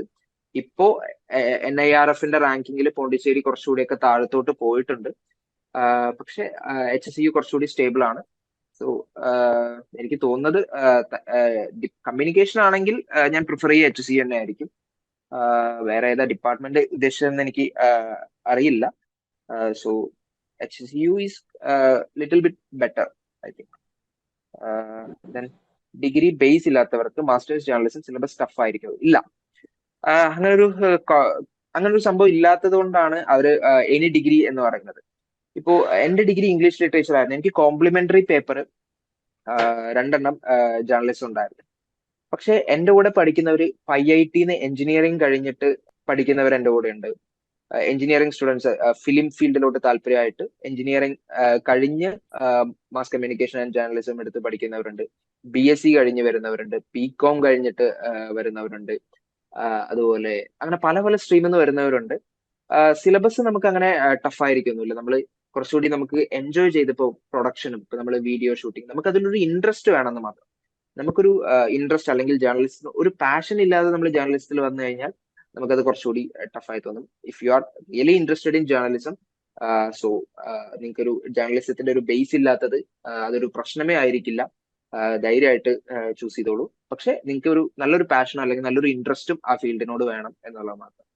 സയൻസ് ഡിപ്പാർട്ട്മെന്റ്സ്, ഇവിടുത്തെ ലൈഫ് സയൻസിന്റെ ഡിപ്പാർട്ട്മെന്റിൽ ഒരുപാട് നല്ല നല്ല കോഴ്സുകളും അവരുടെ ലാബും ഇൻഫ്രാസ്ട്രക്ചറും ഒക്കെ നല്ല രസമാണ്. ഇപ്പോ സയൻസ് ഡിപ്പാർട്ട്മെന്റ് നിങ്ങൾക്ക് ഫെസിലിറ്റീസ് വൈസ് സയൻസ് ഡിപ്പാർട്ട്മെന്റ് എനിക്ക് കുറച്ചുകൂടി ബെറ്റർ ആണെന്ന് തോന്നുന്നു. നല്ല ഫെസിലിറ്റീസ്, ലാബ് ആയാലും ഇൻഫ്രാസ്ട്രക്ചർ ആയാലും എല്ലാം. ഫാക്കൽറ്റീസിന്റെ കാര്യത്തിൽ എനിക്ക് അത്ര അറിയില്ല സയൻസ് ഡിപ്പാർട്ട്മെന്റിനെ കുറിച്ച്. സോ അതും ഇതുപോലെ നോക്കൂ, നല്ലതാണ്. ബേസിക്കലി കുഴപ്പം ഒന്നും ഉണ്ടാവില്ല. ആരെങ്കിലും കണക്ട് ചെയ്ത് തരണം എന്നുണ്ടെങ്കിൽ ഞാൻ കണക്ട് ചെയ്ത് തരാം. HCU MBA ഡിപ്പാർട്ട്മെന്റ് നല്ലതാണ് ആൻഡ് പ്ലേസ്മെന്റ്. MBA ഡിപ്പാർട്ട്മെന്റ് നല്ലതാണ്. ഇവിടുത്തെ മറ്റ് പബ്ലിക് യൂണിവേഴ്സിറ്റികളൊക്കെ വെച്ച് നോക്കുമ്പോൾ MBA ഡിപ്പാർട്ട്മെന്റ് നല്ലതാണ്. അത്യാവശ്യം കുഴപ്പമില്ലാത്ത പ്ലേസ്മെന്റ്സും നടക്കുന്നുണ്ട്. പക്ഷെ ദ തിങ് ഈസ് ഇവിടെ ഉള്ള കോഴ്സുകളിൽ വെച്ച് കുറച്ചുകൂടി എക്സ്പെൻസീവ് ആയിട്ടുള്ള കോഴ്സ് MBA ആണ്. അവരുടെ സെമസ്റ്റർ ഫീസ് തന്നെ കുറച്ചുകൂടിയൊക്കെ നല്ലൊരു എമൗണ്ട് വരുന്നുണ്ട്. അപ്പോ മറ്റേ നമ്മൾ പ്രൈവറ്റ് കോളേജുകളെ വെച്ച് കമ്പയർ ചെയ്യുമ്പോൾ വളരെ വളരെ കുറവാണെങ്കിലും നമ്മളൊരു പബ്ലിക് യൂണിവേഴ്സിറ്റിന്ന് എക്സ്പെക്ട് ചെയ്യുന്ന ആ ഒരു എക്സ്പെൻഡിച്ചർ വെച്ച് നോക്കുമ്പോൾ ഇവിടുത്തെ MBA കുറച്ച് എക്സ്പെൻസീവ് ആണെന്ന് ഞാൻ പറയുന്നു. How is statistics department? സ്റ്റാറ്റിസ്റ്റിക്സും മാത്സും അത് ബേസിക്കലി നമ്മള് ഞാൻ അധികം കേട്ടിട്ടില്ലാത്ത ഡിപ്പാർട്ട്മെന്റ് ആണ് സ്റ്റാറ്റിസ്റ്റിക്സും മാത്സും. ഇവിടെ സ്കൂൾ ഓഫ് മാത്സിലാണ് സ്റ്റാറ്റിസ്റ്റിക്സ് വരുന്നത്. പക്ഷെ ഒരു നിങ്ങൾക്ക് ഡിപ്പാർട്ട്മെന്റ് ഡിപ്പാർട്ട്മെന്റ് നമ്മൾ നോക്കണം. അതല്ലെങ്കിൽ കൂടി നമുക്ക് യൂണിവേഴ്സിറ്റിയുടേതായിട്ടുള്ള ഒരു വാല്യൂ ഉണ്ട്. ആ ഒരു സർട്ടിഫിക്കറ്റിന് അതിൻ്റെതായിട്ടുള്ളൊരു ഒരു ബെനിഫിറ്റ് ഉണ്ട്. അപ്പൊ അതൊക്കെ നോക്കുകയാണെങ്കിൽ നിങ്ങൾ സയൻസ് ആയാലും MBA ആയാലും സ്റ്റാറ്റിസ്റ്റിക്സ് ആയാലും ഒക്കെ ഗുഡ് ആക്ച്വലി. ഫിസിക്സ് ഡിപ്പാർട്ട്മെന്റ്, ഫിസിക്സും നല്ലതാണ്. ഇവിടെ ബേസിക്കലി ഈ സയൻസ്, ഈ കമ്മ്യൂണിക്കേഷൻ MBA അതിനെല്ലാം ഒഴികെ ബാക്കി എല്ലാ ഹ്യൂമാനിറ്റീസ് കോഴ്സിനും ഈ സയൻസ് കോഴ്സിനും ഈ ഇന്റഗ്രേറ്റഡ് സ്റ്റുഡൻസ് ഉണ്ട്. അപ്പോ ഇന്റഗ്രേറ്റഡ് 5th ഇയർ സ്റ്റുഡൻസ് അവരോട് സംസാരിക്കുമ്പോൾ കുഴപ്പമില്ലാത്തൊരു അഭിപ്രായമാണ് പറയുന്നത്. പക്ഷെ സിലബസ് ഒക്കെ കുറച്ചുകൂടി നമ്മൾ ഡെഡിക്കേറ്റഡ് ആയിട്ടിരുന്ന് പഠിക്കേണ്ട കുറച്ച് കാര്യങ്ങളും ഒക്കെയാണ്, സയൻസിലും ഇപ്പൊ സോഷ്യൽ സയൻസ് ഒക്കെ ആണെങ്കിലും കുറച്ചൊരു ഡെഡിക്കേഷനും കാര്യങ്ങളൊക്കെ ഉണ്ടെങ്കിൽ ഇവിടെ നല്ലതാണ്. How is English department? ഇവിടെ ഇംഗ്ലീഷ് ഡിപ്പാർട്ട്മെന്റിൽ MA ഇംഗ്ലീഷ് എന്ന് പറഞ്ഞിട്ടുള്ള ഒരു കോഴ്സ് ഓഫർ ചെയ്യുന്നുണ്ടോ എന്ന് എനിക്ക് സംശയമാണ്. എനിക്ക് തോന്നുന്നു ഇവിടെ കമ്പാരിറ്റീവ് ലിറ്ററേച്ചർ ആണുള്ളത്. സോ MA കമ്പാരിറ്റീവ് ലിറ്ററേച്ചർ ഇംഗ്ലീഷിന്റെ കോഴ്സ് കോഡിനകത്ത് തന്നെ വരുന്നതാണ്. അത് അത്യാവശ്യം നല്ലൊരു കോഴ്സായിട്ടാണ് കണക്കാക്കുന്നത്. ഇവിടുത്തെ കമ്പാരിറ്റീവ് ലിറ്ററേച്ചർ എന്നാണ് കോഴ്സിന്റെ പേര്. Then HCU eligibility criteria 55 above പറയുന്നുണ്ട്. ബട്ട് വേറെ യൂണിവേഴ്സിറ്റി ഒരുവിധം 50 എബോവ് ആണോ? അതെ, അത് യൂണിവേഴ്സിറ്റിയുടെ അവരുടെ സ്വന്തമായിട്ടുള്ള തീരുമാനമാണ്. അത് യൂണിവേഴ്സിറ്റി ടു യൂണിവേഴ്സിറ്റി ഡിഫറെന്റ് ആയിരിക്കും. ചിലവർ 50 പറയും, ചിലവർ 55 പറയും. HCUയുടെ 55 ആണ് ബേസിക്കലി. സോ 55 മീറ്റ് ചെയ്തിരിക്കണം എന്നുള്ളത് കമ്പൽസറി ആണ്. കാരണം കൗൺസിലിംഗ് സമയത്ത് അവർ നമ്മളെ ഒറിജിനൽ സർട്ടിഫിക്കറ്റ് ഒക്കെ വെരിഫൈ ചെയ്യും. അപ്പൊ നമ്മൾ ആ ക്രൈറ്റീരിയ മീറ്റ് ചെയ്യുന്നില്ല എന്നുണ്ടെങ്കിൽ അത് ഡിസ്ക്വാളിഫൈ ആയിരിക്കും. അത് യൂണിവേഴ്സിറ്റി ടു യൂണിവേഴ്സിറ്റി അവരുടെ തീരുമാനം ഡിഫറെന്റ് ആയിരിക്കും. അതിൽ നമുക്ക് പ്രത്യേകിച്ചൊന്നും ചെയ്യാനില്ല. How long was the preparation for the test? Study plans on day to day basis. Yes. How long? അത് നമ്മളുടെ ക്യാപ്പബിലിറ്റി അനുസരിച്ചിരിക്കും. ഞാൻ പറഞ്ഞില്ലേ, ഞാൻ ഡിഗ്രി എനിക്കൊരു ചാൻസ് എടുക്കാൻ പറ്റില്ലായിരുന്നു. അപ്പൊ അതുകൊണ്ട് ഞാനൊരു കോച്ചിങ് എടുത്ത് എന്റെ പ്രിപ്പറേഷൻ ടൈം ഒരു 5 months അറൗണ്ട് ആയിരുന്നു. പക്ഷെ ഞങ്ങൾക്ക് സമയം ഉണ്ടായിരുന്നു. എനിക്ക് ഡിഗ്രി കഴിഞ്ഞിട്ടാണെങ്കിലും ജൂണിലായിരുന്നു എന്റെ എക്സാം. അപ്പോ എനിക്ക് ആവശ്യത്തിലധികം ടൈം ഉണ്ടായിരുന്നു. പക്ഷെ നിങ്ങൾക്കിപ്പോ എക്സാം മാർച്ചിലാണെന്നാണ് ഞാൻ മനസ്സിലാക്കുന്നത്. അപ്പൊ നിങ്ങളിപ്പോ ഫൈനൽ ഇയർ സ്റ്റുഡൻസ് ആകുമ്പോൾ നിങ്ങളുടെ എക്സാംസും ഡീൽ ചെയ്യണം, ഇതും പഠിക്കണമെന്ന് പറയുമ്പോൾ അത് കുറച്ചുകൂടി ടഫായിരിക്കും. എനിക്ക് ഒന്ന് എക്സാം മാർച്ചിൽ നിന്ന് ഏപ്രിലോട്ട് ഷിഫ്റ്റ് ആവാൻ ചാൻസസ് ഉണ്ട്. പക്ഷെ അത് ചാൻസസ് മാത്രമാണ്. പക്ഷെ നിങ്ങളുടെ ടാർഗറ്റ് എപ്പോഴും മാർച്ച് തന്നെ ആയിരിക്കണം. അപ്പോ സ്റ്റഡി പ്ലാൻസ് നോക്കുകയാണെങ്കിൽ അത് അപ് ടു നമ്മൾ ആ സിലബസിൽ എവിടെയാണ് നിൽക്കുന്നത് എന്നുള്ള നമ്മുടെ പൊസിഷൻ അനുസരിച്ച് നമ്മളൊരു സ്റ്റഡി പ്ലാൻ സെറ്റ് ചെയ്യാം. എന്തായാലും എക്സാമിന് ഒരു മാസം മുമ്പ് നമ്മൾ സിലബസ് കവർ ചെയ്തിരിക്കണം. അത് മസ്റ്റ് ആണ്. സിലബസ് കവർ ചെയ്ത ശേഷം ലാസ്റ്റത്തെ ഒരു മാസം അല്ലെങ്കിൽ 3 weeks എന്ന് പറയുന്നത് നമ്മൾ ഈ PYQസും നമ്മൾ ഈ പ്രാക്ടീസ് ചെയ്ത് റിവിഷൻ ചെയ്യാം. റിവിഷൻ ഇല്ലാതെ ഒന്നും നടക്കില്ല. അപ്പോ അതിന് വേണ്ടിയിട്ടുള്ള ടൈം മാറ്റി വെച്ചിട്ടുള്ള ബാക്കി ടൈമേ നിങ്ങൾ ക്വസ്റ്റ്യൻസ് കവർ ചെയ്യാനും ആ ഒരു പ്രിപ്പറേഷൻ എന്നുള്ള രീതിയിൽ എടുക്കാനും പറ്റുള്ളൂ. അതായിരിക്കും കുറച്ചുകൂടി സേഫ് ആയിട്ടുള്ള സ്ട്രാറ്റജി എന്ന് ഞാൻ വിചാരിക്കുന്നു. ഹോസ്റ്റൽ അഡ്മിഷൻ എടുക്കുന്ന എല്ലാവർക്കും അവൈലബിൾ ആണോ? അതെ, ഇവിടെ അതായത് യൂണിവേഴ്സിറ്റിയിൽ നിന്ന് 50 കിലോമീറ്റർ ചുറ്റളവിനും കൂടുതൽ ഉള്ള ദൂരത്തിൽ നിന്നും വരുന്ന എല്ലാവർക്കും യൂണിവേഴ്സിറ്റി ഹോസ്റ്റൽ ഫെസിലിറ്റി നൽകുന്നുണ്ട്. അത് എല്ലാവർക്കും അവൈലബിൾ ആണ്. എനിക്ക് തോന്നുന്നു മറ്റുള്ള യൂണിവേഴ്സിറ്റികളെ പോലെ നമ്മൾ ആദ്യം ഹോസ്റ്റലിന് സെപ്പറേറ്റ് അപേക്ഷിച്ച് പിന്നെ അലോട്ട്മെന്റ് വരുന്നവരെ പുറത്ത് വെയിറ്റ് ചെയ്യേണ്ട കാര്യമൊന്നുമില്ല. ഇവിടെ ആവശ്യത്തിലധികം ഇവിടെ 13 മെൻസ് ഹോസ്റ്റലും ഒരു 10 വിമൻസ് ഹോസ്റ്റലും ഉണ്ട്. അപ്പോ അക്കോമഡേറ്റ് ചെയ്യാൻ പറ്റുന്നുണ്ട്. ഒരു റൂമിൽ നമ്മൾ 2 പേരാണ് ഉണ്ടാവുക. അപ്പോ ഹോസ്റ്റൽ കിട്ടാതിരിക്കൊന്നുമില്ല. ഹോസ്റ്റൽ അന്ന് തന്നെ എന്തായാലും റെഡിയാവും. റിസർവേഷൻ കൊണ്ട് CUET റാങ്കിൽ നല്ല ഡിഫറൻസ് വരുന്നുണ്ടോ? റിസർവേഷൻ ബേസിക്കലി വരുന്നുണ്ട്. അപ്പോ എന്റെ സ്കോർ 196 ആയിരുന്നു ഞാൻ പറഞ്ഞു. എനിക്ക് ജനറലില് അതായത് മെറിറ്റ് ഷീറ്റിൽ എനിക്ക് 7th റാങ്ക് ഉണ്ടായിരുന്നു. എനിക്ക് OBCയിൽ വന്നപ്പോൾ അത് 5th ആയി. അപ്പോ എന്നെ വെച്ച് ഒരുപാട് മാർക്ക് കുറച്ചുകൂടിയൊക്കെ കുറവുള്ളവർക്ക്, അതായത് ഒരു 170 താഴെയുള്ളവർക്ക് മെറിറ്റ് ഷീറ്റിൽ കിട്ടാൻ ബുദ്ധിമുട്ടായിരുന്നു. പക്ഷെ അവർക്ക് റിസർവേഷൻ ഉള്ളത് കൊണ്ട് വളരെ സേഫ് ആയിട്ട് അഡ്മിഷൻ കിട്ടാനും പറ്റി. So reservation place a major role. പക്ഷെ it's depends on your score and ആ സമയത്ത് കട്ട് ഓഫും കാര്യങ്ങളൊക്കെ അനുസരിച്ചിരിക്കും. For mass communication which central university is best? For mass communication ഏഷ്യയിലെ തന്നെ നമ്പർ 1 ഇൻസ്റ്റിറ്റ്യൂട്ട് എന്ന് പറയുന്നത് ജാമിയ മില്ലയാണ്. ജാമിയ മില്ല അവര് CUET ഇപ്പോഴും ഒരു CUET-ലോട്ട് വന്നിട്ടില്ല എന്നാണ് ഞാൻ മനസ്സിലാക്കുന്നത്. പക്ഷെ ഞാൻ പഠിക്കുന്ന സമയത്ത് ഇല്ലായിരുന്നു. അവരുടെ എക്സാം നമ്മൾ ഡൽഹിയിൽ തന്നെ പോയി അപ്പിയർ ചെയ്യണം. അത് അവർ സെപ്പറേറ്റ് വിളിക്കും. അപ്പോ അവരുടെ എക്സാം കുറച്ചുകൂടി കഷ്ടമാണ്. പക്ഷെ ഇന്ത്യയിലെ തന്നെ പ്രീമിയർ ഇൻസ്റ്റിറ്റ്യൂട്ട് ആണ്. വേറെ ഒന്നും നോക്കാനില്ല, ജാമിയ മില്ല.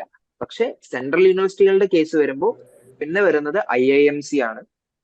IIMC ഞാൻ നേരത്തെ പറഞ്ഞ പോലെ അവർ ഡിപ്ലോമ കോഴ്സുകൾ മാത്രമാണ് ഓഫർ ചെയ്യുന്നത്. അവര് PG പ്രോഗ്രാംസ് ഇല്ല. അപ്പോ ഇപ്പോ MA പ്രോഗ്രാംസ് തന്നെ വേണം എന്നുണ്ടെങ്കിൽ പിന്നെയുള്ള ഓപ്ഷൻസ് ആണ് HCU, പോണ്ടിച്ചേരി, ഹരിയാന, പഞ്ചാബ്, അങ്ങനെ അതിൽ കുറച്ചുകൂടി എനിക്ക് തോന്നുന്നത് ബെറ്റർ ആയിട്ടുള്ളത് HCU തന്നെ ആയിരിക്കും ബേസിക്കലി. ജാമ്യ എപ്പോഴും സെപ്പറേറ്റ് ആണ്. അപ്പൊ നമ്മൾ സെപ്പറേറ്റ് ആയിട്ട് തന്നെ എക്സാം മാസ് കമ്മ്യൂണിക്കേഷൻ എഴുതുകയാണെങ്കിൽ, പക്ഷെ അത് കുറച്ചുകൂടി ഡിസ്ക്രിപ്റ്റീവ് ക്വസ്റ്റ്യൻസും അങ്ങനെയുള്ള കാര്യങ്ങൾ, സ്റ്റോറി റൈറ്റിങ്ങും അങ്ങനെയുള്ള കുറെ കാര്യങ്ങളൊക്കെ ഉള്ളൊരു എക്സാമാണ്.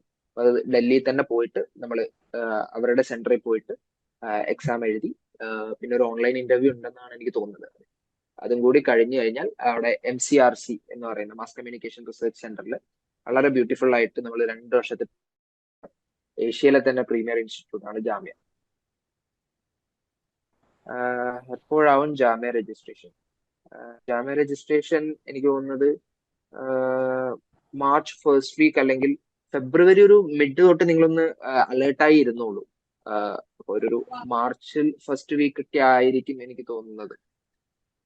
അപ്പോ ഒരു ഫെബ്രുവരി തൊട്ട് നിങ്ങളൊന്ന് അലേർട്ടായിരിക്കുക, എപ്പോഴാണ് വരുന്നത് കാര്യങ്ങളൊക്കെ നോക്കിയിരിക്കുക. പിന്നെ നമ്മൾ അവിടെ പോയി എഴുതണം എന്നുള്ളതൊരു ബുദ്ധിമുട്ടാണ്. അറ്റ്ലീസ്റ്റ് അവർ ബാംഗ്ലൂരിലെങ്കിലും ചില കോഴ്സുകൾക്ക് അവർ ബാംഗ്ലൂരിൽ സെന്റർ കൊടുക്കുന്നുണ്ട്. പക്ഷെ മാസ് കമ്മ്യൂണിക്കേഷന് ഡൽഹി മാത്രമേ ഉള്ളൂ. ഉണ്ടെങ്കിൽ പോയി എഴുതാമായിരുന്നു. പക്ഷെ അൺഫോർച്ചുനേറ്റ്ലി എനിക്കത് എഴുതാൻ പറ്റിയില്ല.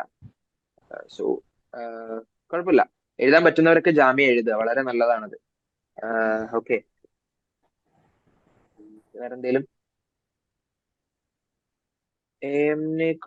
ഓ, അലിഗഡ് മുസ്ലിം യൂണിവേഴ്സിറ്റിയിലെ മാസ് കമ്മ്യൂണിക്കേഷൻ. ഓ, അലിഗഡിലെ മാസ് കമ്മ്യൂണിക്കേഷൻ,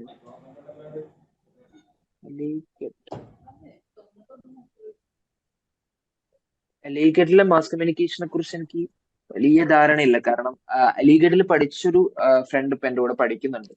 പക്ഷെ അവനവിടെ ഇംഗ്ലീഷ് ലിറ്ററേച്ചർ ആയിരുന്നു. അപ്പോ ഇതില് സോറി, AMUലെ മാസ് കമ്മ്യൂണിക്കേഷൻ കുഴപ്പമില്ല. പക്ഷെ AMU പഞ്ചാബ് അതൊക്കെ കുറച്ചുകൂടി ഒരേ, പോണ്ടിച്ചേരി ഒക്കെ എനിക്ക് തോന്നുന്നു കുറച്ചുകൂടി ഒരേ ലെവലിൽ എത്തുന്നതാണെന്ന് തോന്നുന്നു. അപ്പോ പക്ഷെ അലിഗഡിനെ കുറിച്ച് ഞാൻ അധികം എനിക്ക് അതിനെ കുറിച്ച് അധികം അറിയില്ല. വേണമെങ്കിൽ ഞാൻ ആരോടെങ്കിലും ഒന്ന് ചോദിച്ചിട്ട് പറഞ്ഞു തരാം. MSW HCUവിൽ ഇല്ല എന്നാണ് ഞാൻ മനസ്സിലാക്കുന്നത്. MSW മറ്റു ചില യൂണിവേഴ്സിറ്റികളിലൊക്കെ ഉണ്ട്. MSW നല്ലതാണ്. ഡൽഹി യൂണിവേഴ്സിറ്റി ആണ് എനിക്ക് തോന്നുന്നത് ദ ബെസ്റ്റ് MSW. അപ്പൊ അവിടെ എനിക്ക് തോന്നുന്നു 100% പ്ലേസ്മെന്റ് പോലുള്ള കാര്യങ്ങളൊക്കെ നടക്കുന്നതായിട്ട് ഞാൻ എവിടെയോ കേട്ടിട്ടുണ്ട്. സോ MSW ട്രൈ ചെയ്യുന്നത് നല്ലതാണ്. പക്ഷെ DUല് ട്രൈ ചെയ്യണം, CVT എഴുതുക, DUല് കയറാൻ പറ്റിയ അത്രയും നല്ലത്. MSW നല്ലൊരു ഓപ്ഷനാണ്. ടിസും കൊള്ളാം. ടിസും MSW, പക്ഷെ ഒരു സെൻട്രൽ യൂണിവേഴ്സിറ്റി എന്ന് പറയുമ്പോൾ നമുക്ക് ടിസ് എനിക്ക് പ്രൈവറ്റ് ഒരു അല്ലെങ്കിൽ ഒരു ഡീംഡ് യൂണിവേഴ്സിറ്റി പോലുള്ള ഒരു സെറ്റപ്പ് അല്ലേ. പക്ഷെ ഒരു സെൻട്രൽ യൂണിവേഴ്സിറ്റി എന്ന് നോക്കുമ്പോൾ ഡൽഹിയാണ് കുറച്ചുകൂടി കുഴപ്പമില്ലാത്തത്. ഓക്കെ, ടിസ് ഈ വർഷം തൊട്ട് CVTയിൽ വന്നിട്ടുണ്ട്. ശരിയാണ്. ഓക്കെ, ഇപ്പോ വേറെ ക്വസ്റ്റ്യൻസ് ഒന്നും ഇല്ലാന്ന് വിചാരിക്കുന്നു. ഓക്കെ, അപ്പൊ ആർക്കെങ്കിലും എന്തെങ്കിലും കൂടുതൽ ഡൗട്ട്സ് ഉണ്ടെങ്കിൽ എന്നൊന്ന് കണക്ട് ചെയ്താൽ മതി. ഇപ്പോ മറ്റു ഡിപ്പാർട്ട്മെന്റ്സിന്റെ ഇവിടെ HCUന്റെ കാര്യത്തിൽ മറ്റു ഡിപ്പാർട്ട്മെന്റ്സിന്റെ എന്തെങ്കിലുമൊക്കെ അറിയണമെന്നുണ്ടെങ്കിൽ ഞാൻ തീർച്ചയായും നിങ്ങളെ ഹെൽപ്പ് ചെയ്യാം. അപ്പോ എല്ലാവർക്കും നല്ല രീതിയിൽ എക്സാം എഴുതാൻ പറ്റട്ടെ എന്നും മറ്റ് കാര്യങ്ങളെല്ലാം, കൗൺസിലിംഗും അഡ്മിഷനും എല്ലാം വളരെ സ്മൂത്ത് ആയിട്ട് നടക്കട്ടെ എന്നും ആശംസിക്കുന്നു. So thank you for listening. അതുപോലെ എനിക്ക് നിങ്ങളുടെ എക്സ്പീരിയൻസ് ഷെയർ ചെയ്യാൻ ഇതുപോലെ ഒരു പ്ലാറ്റ്ഫോം തന്ന പ്രപ്പോയ്സിനോടും ഞാൻ എൻ്റെ ഒരു താങ്ക്സ് അറിയിക്കുന്നു. So thank you so much every one.